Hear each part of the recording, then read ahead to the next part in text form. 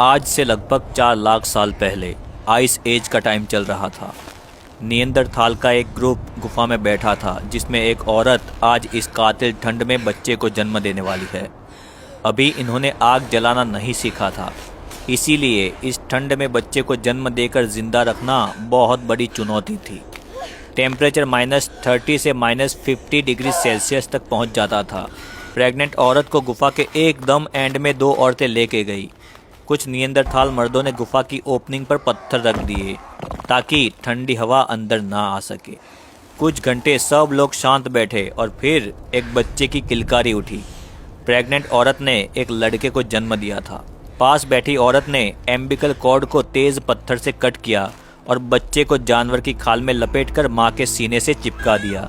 जैसे ही बच्चे का जन्म हुआ, सब लोग उस बच्चे के चारों ओर घेर कर एक सर्कल में बैठ गए ताकि बच्चे को थोड़ी गर्माहट मिले।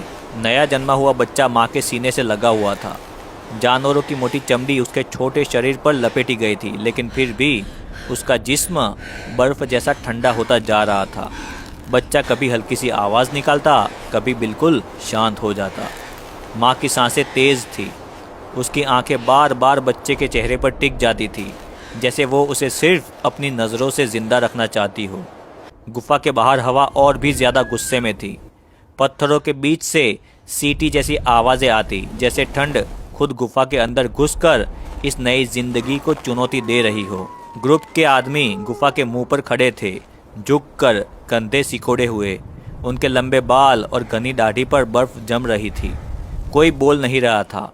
सब जानते थे आज रात सबसे भारी है। सर्कल में बैठी औरतें अपने शरीर को बच्चे की तरफ थोड़ा और झुका लेती है। समय धीरे धीरे सरकता गया। गुफा के अंदर अंधेरा और गहरा होता गया। बच्चे की सांसें अब पहले से ज़्यादा कमज़ोर लग रही थी। उसकी किलकारी जो कुछ घंटे पहले गुफा में गूंजी थी, अब याद बन चुकी है। माँ ने बच्चे को और ज़ोर से अपने सीने से चिपकाया, जैसे वो अपनी जान उस बच्चे के अंदर डालना चाहती हो। एक बूढ़ी औरत आगे आई, जिसके बाल सफ़ेद और आंखें गहरी थी।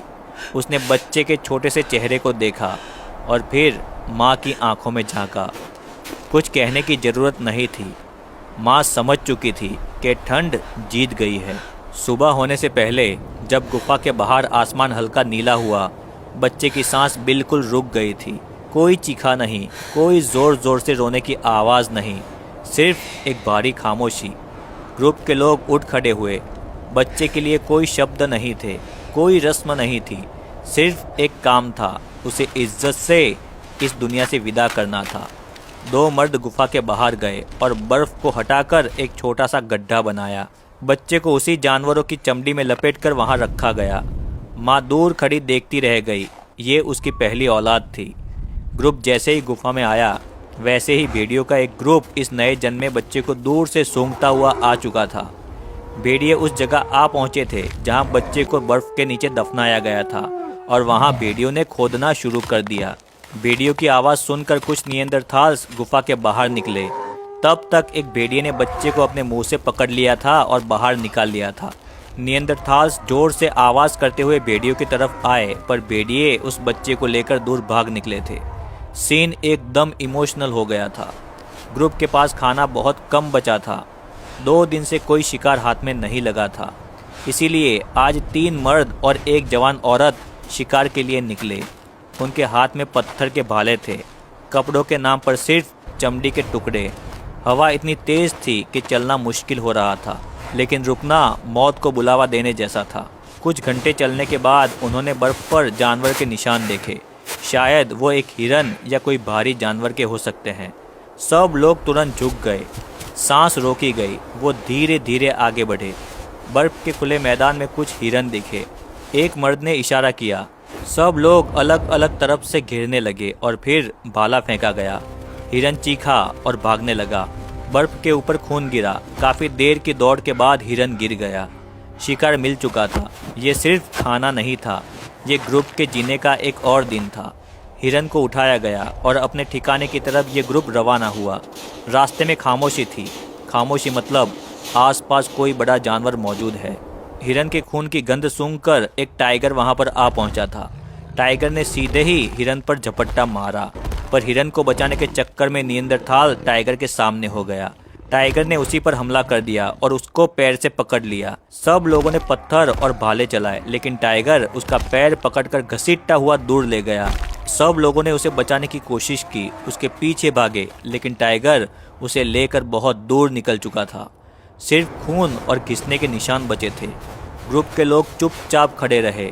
ये भी जिंदगी का एक सच है, कभी शिकार मिलता है तो कभी शिकारी खुद शिकार बन जाता है। गुफा में वापस आने पर माहौल और भी भारी हो गया था। एक जान जा चुकी थी और एक नई जान पहले से ही जा चुकी थी। उसी शाम, उसी दिन एक और प्रेग्नेंट औरत का दर्द शुरू हो चुका था। ये दूसरी डिलीवरी थी। सब लोग एक दूसरे को देखे बिना समझ गए थे कि ये रात भी लंबी होने वाली है। ठंड वैसी ही थी, अंधेरा वैसा ही था, लेकिन हर कहानी एक जैसी नहीं होती। बाहर मर्द फिर से पत्थरों को ठीक करने लगे। बर्फ जम चुकी थी, पत्थर भी ठंडे लोहे जैसे लग रहे थे। हवा फिर से गुफा के अंदर घुसने की कोशिश कर रही थी। इस बार उन्होंने अपने शरीर भी ओपनिंग के पास लगा दिए। अंदर वक्त रुक सा गया था, सिर्फ सांस की आवाज़, दर्द और ठंड का एहसास। फिर अचानक एक तेज़ आवाज़ आई। एक बच्ची ने जन्म लिया था। औरतें तुरंत हरकत में आई। बच्ची को चमड़ी में लपेटा गया और फिर उसे माँ के सीने से लगा दिया। माँ की आंखों में डर था और एक नया उजाला भी था। ग्रुप के लोग चुपचाप खड़े रहे। किसी ने मुस्कुराया नहीं, किसी ने जश्न भी नहीं मनाया। रात को हिरन को खाया गया और माँ को चर्बी खिलाई गई ताकि दूध गाढ़ा आए, जिससे बच्चे को गर्मी मिले। जैसे तैसे रात गुजर गई। अगला दिन और भी ज़्यादा खतरनाक था, क्योंकि माँ को मांस और चर्बी की ज़रूरत थी और एक हिरन से तो सिर्फ 2 दिन का खाना ही होता था। इसीलिए एक ग्रुप शिकार के लिए निकला। उनके कदम बर्फ में धंस रहे थे, हर सांस दर्द दे रही थी। दूर दूर तक सिर्फ सफ़ेदी और उस सफ़ेदी में छिपे हुए खतरे थे। पूरा दिन इधर उधर घूमने के बावजूद कोई शिकार नहीं मिला। ग्रुप दुखी होकर गुफा में लौटा। गुफा में बच्ची माँ के सीने से चिपकी हुई थी। उसकी सांस अब भी हल्की थी। औरतें उसके आसपास बैठकर अपने शरीर से उसे गर्मी दे रही थी। कभी कभी बच्ची हल्की सी आवाज़ निकालती, जैसे याद दिला रही हो कि वो अभी भी जिंदा है। शिकार ना मिलने के कारण अब खाना सिर्फ आज का दिन ही चलने वाला था। इसीलिए ज़्यादातर खाना माँ के लिए रखा गया और सब लोगों ने बहुत ही कम खाया। दूसरे दिन ग्रुप शिकार के लिए निकला और थोड़ी दूर वुली मेमत दिखा। उन्होंने उसे घेरने की कोशिश की, फिर अचानक भाले से उस पर हमला कर दिया। मेमत घायल हुआ पर गिरा नहीं। अचानक वो पलटा और सीधा एक नियंदरथाल पर झपटा। वो संभल नहीं पाया, ज़मीन पर गिर गया। सब कुछ बहुत तेज़ हुआ। मेमत ने उसे अपने पैर से कुचल दिया था। बाकी लोग जान बचाकर भागे। शिकार तो अधूरा रह गया था, लेकिन वो अपने साथी को भी नहीं बचा पाए। गुफा में लौटकर उन्होंने कुछ नहीं कहा, सिर्फ पत्थरों पर बैठ गए। अंदर बच्ची की हल्की सी आवाज़ आई। ये आवाज़ उन सब के लिए याद दिलाने जैसी थी कि सब कुछ खोने के बाद भी कुछ बच जाता है। ग्रुप ने हिम्मत नहीं हारी और फिर से गुफा के बाहर निकला। थोड़ी दूर चलने के बाद दूर नीचे एक मेमत सोया हुआ दिखा। ग्रुप उसके पास गया तो देखा कि मेमत गिरने के कारण घायल हो चुका था और बर्फ में जम गया है। ये नियंदरथाल्स के लिए एक जैकपॉट जैसा था। ग्रुप उसे खींच कर गुफा में ले आया।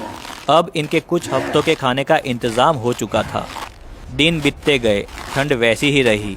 बर्फ़ पिघली नहीं, पर बच्ची जिंदा रही।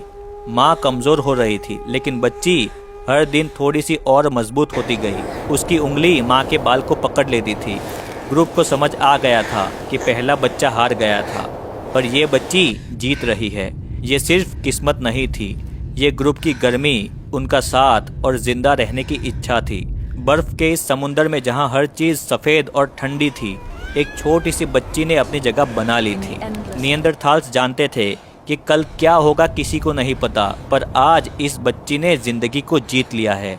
-30 से -50 डिग्री सेल्सियस की इस बेरहम बर्फीली दुनिया में बिना आग के बच्चे को जन्म देना अपने आप में मौत से लड़ाई थी। इस कातिल ठंड में ज़्यादातर जन्मे हुए बच्चे कुछ दिनों या हफ्तों से ज़्यादा जिंदा नहीं रह पाते थे। हाइपोथर्मिया सबसे बड़ी वजह थी। उस समय ना तो दवाई थी, ना शेल्टर, ना पूरी तरह से अच्छे कपड़े। बच्चे की पूरी ज़िंदगी माँ के शरीर और ग्रुप की गर्मी पर टिकी होती थी।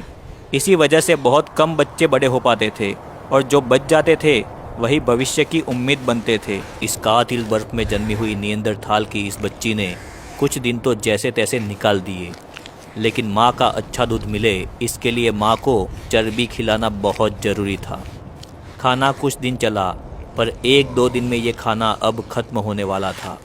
इसीलिए नियंदरथाल का एक ग्रुप एडवांस में ही खाने की तलाश में बाहर निकला। बाहर चारों ओर बर्फ़ की चादर फैली हुई थी, दूर दूर तक कुछ दिखाई नहीं देता था।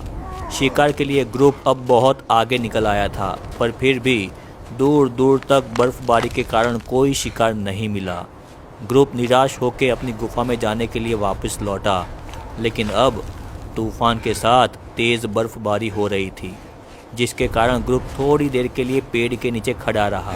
पेड़ के नीचे ज़्यादा देर तक खड़े रहना इनके लिए अब खतरनाक साबित हो सकता था, क्योंकि -50 डिग्री सेल्सियस टेम्परेचर में मौत कोई भी टाइम आ सकती थी। ग्रुप ने हिम्मत करके गुफा की ओर बढ़ने का फैसला किया और सब लोग इस घातक बर्फबारी के बीच चलते चलते निकल पड़े।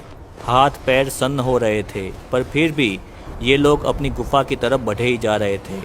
बहुत दूर दूर तक चलने के बाद भी गुफा नहीं आ रही थी, क्योंकि ये लोग अब रास्ता भटक गए थे। पूरे ग्रुप के सिर पर अब टेंशन साफ दिख रही थी। सब लोग अपनी फैमिली को याद कर रहे थे और आगे बढ़े जा रहे थे। दूर एक रेंडियर दिखा। ग्रुप में थोड़ा सा जोश आया और वो रेंडियर के पास पहुंचा और उस पर अटैक करके उसे मार गिराया। रेंडियर को उठाकर ये लोग आगे चलने लगे। चलते चलते रात होने लगी। इधर गुफा में भी इनके साथी इन शिकारी ग्रुप का वेट कर रहे थे, क्योंकि अब खाना खत्म हो गया था। इधर इन लोगों के पास शिकार तो था, पर ये लोग रास्ता भूल गए थे। रेंडियर को लेकर ये ग्रुप एक पेड़ के पास जा बैठा और यहीं रात बिताने का फैसला किया। गुफा में कुछ ही दिन पहले जन्मी छोटी सी बच्ची को अब ज़्यादा ठंड लग रही थी, इसीलिए ग्रुप के सभी मेंबर उसके चारों ओर राउंड करके बैठ गए और अपने साथियों का भी इंतज़ार करने लगे। इधर पेड़ के नीचे रेंडियर को लेकर ये ग्रुप एक दूसरे से चिपक कर सो गया। गुफा में भी इंतज़ार कर रहे लोग अब सो गए थे। रात को बहुत तेज़ बर्फबारी हुई। सुबह हुई, लेकिन पेड़ के नीचे जो शिकारी ग्रुप सोया था उसमें से कोई नहीं उठा। रात के इस -50 डिग्री सेल्सियस टेम्परेचर की इस बर्फीली दुनिया ने सबकी जान ले ली थी। इधर भी गुफा में जो लोग बैठे थे उनके हाथ और पैर सन्न हो गए, पर ये लोग गुफा में होने के कारण इन्हें कुछ नहीं हुआ। ये लोग जिंदा बच गए। 3 लोगों ने डिसाइड किया कि वो अपने साथियों को ढूंढने जाएंगे और साथ में शिकार भी लेकर आएंगे। सब लोग अब भूखे थे और 3 लोग अब शिकार के लिए और अपने दोस्तों को ढूंढने के लिए निकल पड़े। दूर दूर तक चलने के बावजूद कोई नहीं दिखा, ना शिकार ना इनके दोस्त। चलते चलते शाम होने आई थी, इसीलिए बिना शिकार और बिना अपने दोस्तों को ढूंढे अब इन लोगों ने गुफा में वापस जाने का फैसला किया और अपनी गुफा की ओर चल दिए। गुफा में सब लोग खाने का इंतज़ार कर रहे थे। माँ को भी अपनी बच्ची को दूध पिलाने के लिए खाना खाने की बेहद ज़रूरत थी। गुफा में खड़े खड़े ये लोग अपने साथियों का इंतज़ार कर रहे थे। दूर से इन्हें अपने साथी आते दिखे, लेकिन वो खाली हाथ थे। सब लोग निराश हो गए, क्योंकि इनके हाथ में ना तो खाना था और ना इनके साथ उनके पहले वाले दोस्त। गुफा में ये नन्ही सी बच्ची ठंड और भूख के कारण चीख रही थी।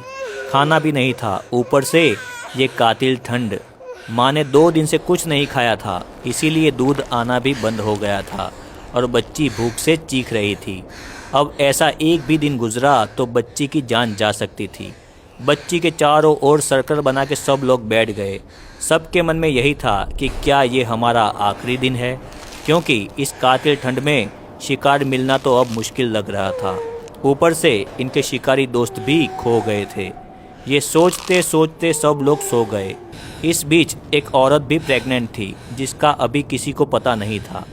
सुबह हुई, सब लोग उठे और छोटी सी जन्मी हुई बच्ची नहीं उठी। भूख और ठंड के कारण इसकी जान जा चुकी थी। कुछ दिन पहले ही एक नया जन्मा बच्चा मर चुका था और अब ये बच्ची भी नहीं रही। एक तरफ भूख और एक तरफ मौत, मानो पूरी गुफा में मातम सा छा गया था। छोटी बच्ची को 2 लोग उठाकर बाहर ले गए और छोटा गड्ढा करके वहीं बर्फ के नीचे उसे दफना दिया। 2 माओं ने इस ठंड के कारण कुछ ही दिनों में अपनी औलादें खो दी थी। ग्रुप ने अब डिसाइड किया कि सब लोग एक साथ शिकार पर निकलेंगे। सब लोग अब शिकार और अपने दोस्तों की तलाश में बाहर इस बर्फीले मैदान में निकल गए। इधर उधर बहुत दूर दूर तक भटकने के बावजूद कोई शिकार नहीं मिला, ना ही इनके दोस्त मिले। इसीलिए सब लोग निराश होकर अपनी गुफा की तरफ लौटे। बर्फबारी स्टार्ट हो गई थी, इसीलिए ये लोग तेजी से अपनी गुफा के अंदर पहुंच गए। भूख अब कंट्रोल से बाहर हो चुकी थी। कुछ भी करके लोगों ने रात निकाली और सुबह होते ही गुफा के बाहर खाने की तलाश में सब लोग निकल पड़े। चलते चलते एक बुजुर्ग नियंदरथाल कमजोरी के कारण गिर पड़ा। बाकी लोगों ने उसे सहारा देकर उठाया और आगे बढ़ते रहे। काफ़ी टाइम चलने के बावजूद दूर दूर तक कोई शिकार का नामो निशान नहीं मिला। इस बीच शाम होने आई थी और बर्फबारी तेज़ होने लगी। इसीलिए ये ग्रुप अब एक पेड़ के नीचे जाकर खड़ा हो गया।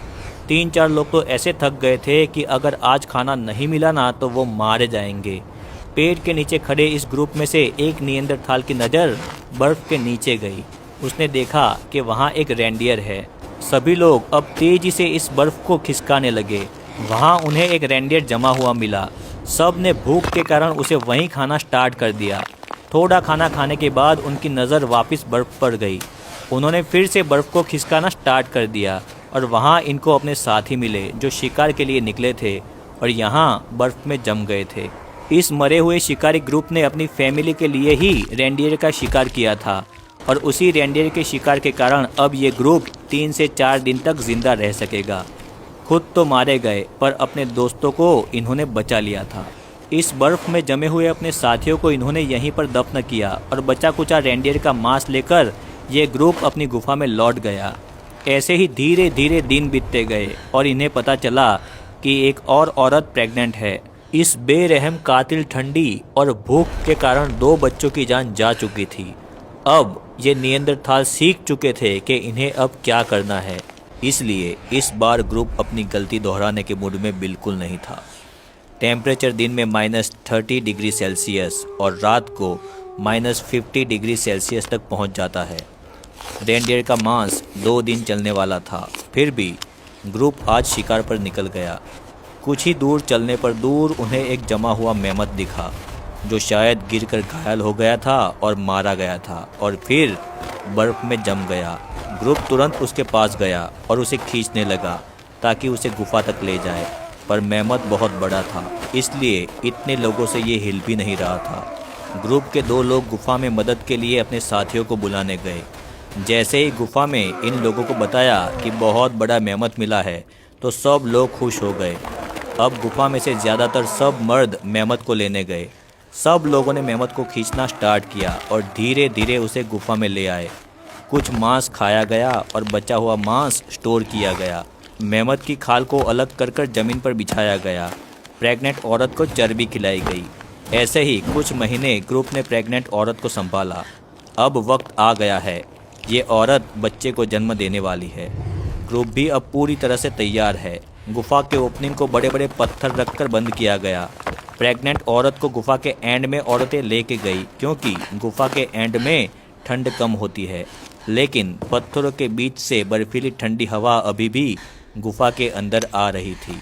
कुछ वक्त बीता और फिर एक बच्चे की किलकारी गुफा में गूंजी। एक लड़के का जन्म हुआ था।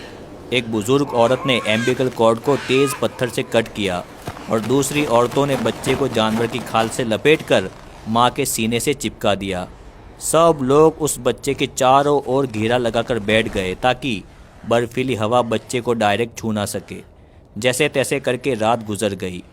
नियंदरथाल्स ने बहुत खाना स्टोर करके रखा था जिससे 10 दिन आराम से गुजरने वाले थे। माँ को चर्बी खिलाई गई जिससे बच्चे के लिए दूध गाढ़ा आए। नया जन्मा हुआ बच्चा माँ के सीने से लगा हुआ था। जानवरों की मोटी मोटी चमड़ी उसके शरीर पर लपेटी हुई थी। बच्चा कभी हल्की सी आवाज़ निकालता और कभी बिल्कुल शांत हो जाता। आराम से दिन बीत रहे थे लेकिन आगे ज़्यादा खाने की ज़रूरत पड़ने वाली थी। इसीलिए एडवांस में ही कुछ मर्द शिकार के लिए निकले। उनके हाथ में पत्थर के भाले थे। कपड़ों के नाम पर सिर्फ जानवरों की चमड़ी के टुकड़े। बर्फीली हवा बहुत तेज़ थी लेकिन रुकना मौत को बुलावा देने जैसा था। थोड़ी थोड़ी बर्फबारी शुरू हो चुकी थी। शिकार पर निकले ये मर्द धीरे धीरे बर्फीले मैदान में आगे बढ़ रहे थे। चारों तरफ सफ़ेद सन्नाटा था। बस तेज़ हवा की सीटी सुनाई दे रही थी। तभी दूर उन्हें बर्फ़ के बीच हलचल दिखी। सब लोग रुक गए। ध्यान से देखा तो उन्हें एक बूढ़ा और कमज़ोर मेमत दिखा। शायद अपने झुंड से बिछड़ गया था ये। ग्रुप समझ गया था कि ये मौका दोबारा नहीं मिलेगा। सब लोग अलग अलग डायरेक्शन में फैल गए ताकि मेमत को घिरा जा सके। पत्थर के भाले कसकर पकड़े गए। जैसे ही मेमत ने भागने की कोशिश की, एक भाला उसकी टांग में जा लगा। मेमत गरजा, बर्फ हिली। सब ने भाले फेंकना जारी रखे। कुछ पल के लिए लगा कि वो सबको कुचल देगा, लेकिन दूसरे भाले उसके शरीर पर लगते रहे। लंबी जद्दोजहद के बाद मेमत ज़मीन पर गिर पड़ा। उसकी सांसें भारी थी, लेकिन आखिरकार शिकार पूरा हुआ। अभी सब लोग राहत की सांस ले ही रहे थे कि अचानक पीछे से एक भयानक गर्जना सुनाई दी। सबके रोंगटे खड़े हो गए। बर्फ के बीच से एक साइबर टूथ टाइगर निकल पड़ा। बड़े बड़े तेज दांत और आंखों में भूख। वो मेमत के खून की गंध से खींचा चला आया था। टाइगर ने बिना रुके हमला कर दिया। एक नियंदरथाल को उसने ज़मीन पर गिरा दिया। बाकी नियंदरथाल्स ने तुरंत उसे घेरा और उस पर भाले फेंके, उस पर पत्थर फेंके। कुछ लगे और कुछ बर्फ में घुस गए, लेकिन टाइगर ने एक नियंदरथाल को गिराकर उसे गर्दन से दबोच लिया था। ग्रुप ने भाले उसके मुंह पर फेंके, जिससे टाइगर ने उसे छोड़ दिया और भाग निकला। एक नियंदरथाल पूरी तरह से घायल हो चुका था। बहुत बड़ी लड़ाई के बाद ग्रुप थका हुआ था, इसीलिए मेमत के मांस को जल्दी जल्दी काटा गया और जितना हो सके उसको उठाकर गुफा की तरफ सब लोग लौटने लगे। रास्ता लंबा था, लेकिन किसी ने रुकने की हिम्मत नहीं की। जैसे ही ये लोग गुफा के अंदर पहुँचे, अंदर वही नया जन्मा बच्चा माँ के सीने से लगा हुआ था। उसकी सांसें हल्की थी, लेकिन वो जिंदा था। एक साइड घायल नियंदरथाल को सुलाया गया, लेकिन ज़्यादा जख्मी होने के कारण उसकी मौत हो गई। गुफा में मायूसी छा गई। कोई कुछ नहीं बोला, सिर्फ एक दूसरे के सामने देखते रहे। ग्रुप उसे उठाकर बाहर निकला और गड्ढा करके उसे वहीं दफना दिया। सब लोग अब गुफा में आकर बैठ गए। मेमत का मांस आने वाले कई दिनों तक सबको जिंदा रखने वाला था। माँ को भरपूर चर्बी खिलाई गई, इसलिए माँ का दूध गाढ़ा हो गया, जिसे पीकर बच्चा धीरे धीरे मजबूत होने लगा। वक्त धीरे धीरे आगे बढ़ता गया। वो बच्चा जो कभी पूरी तरह से माँ की छाती से चिपका रहता था, अब थोड़ा थोड़ा हिलने लगा था। आइस एज की ये कातिल ठंड उसके लिए किसी इम्तिहान से कम नहीं थी, लेकिन वो हर दिन उस ठंड के साथ जीना सीख रहा था। आग जलाना इनको अभी तक आता नहीं था, फिर भी ग्रुप ने अपनी पिछली गलतियों से बहुत कुछ सीखा था। दिन में जब टेम्परेचर थोड़ा कम खतरनाक होता, तब बच्चे को एनिमल की स्किन में लपेटकर गुफा के अंदर ही रखा जाता। रात होते ही सब लोग उसके चारों ओर बैठ जाते और अपने शरीर की गर्मी से उसे बचाने की कोशिश करते। हवा पत्थरों के बीच से अंदर घुसती, लेकिन ग्रुप की ये दीवार उसे सीधा बच्चे तक नहीं जाने देती थी। बच्चा अब बड़ा होने लगा था।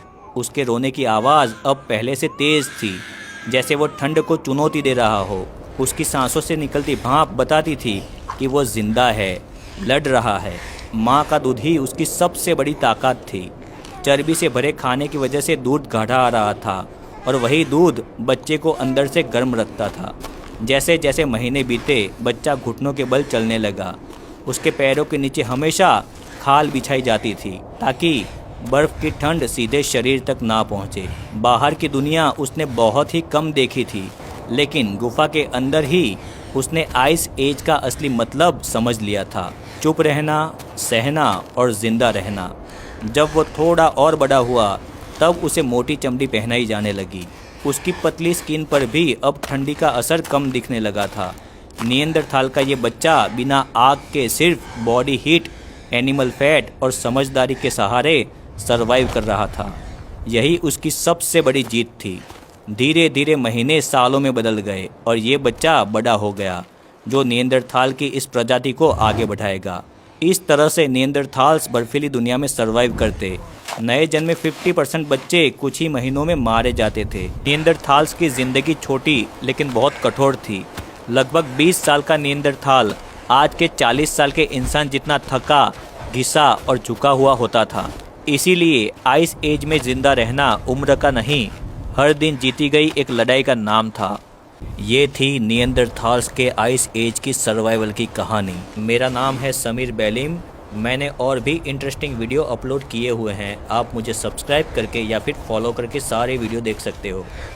वीडियो अच्छा लगा हो तो वीडियो को लाइक करना, चैनल को सब्सक्राइब करना। Thank you.